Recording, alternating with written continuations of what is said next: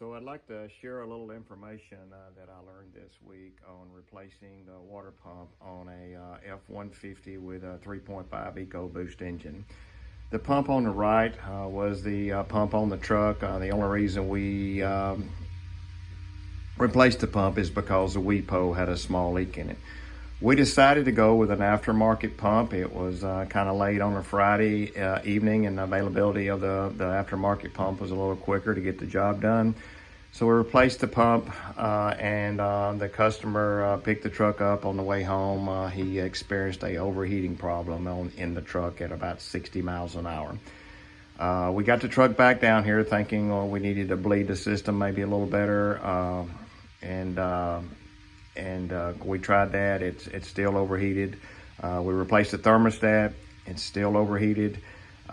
We actually replaced the radiator in the truck, thinking with a 170,000 mile truck we had a flow problem in the radiator.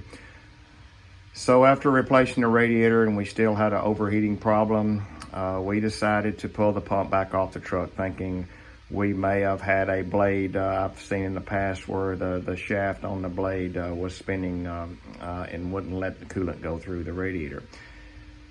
So when we got the pump off, we looked at the original pump and we noticed that the blades on the pump were at a different angle than the ones on the right, which is the OEM. We ordered an OEM pump for the truck and an OEM thermostat for the truck, and put it back together, and overheating problem was solved.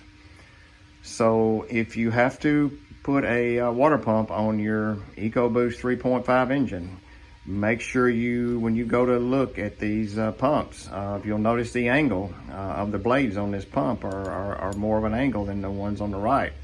I can just tell you, after putting the OEM pump back on there, we did not have any overheating problems. I hope this video helps whoever's replacing the pump on one of these trucks. Thank you for listening.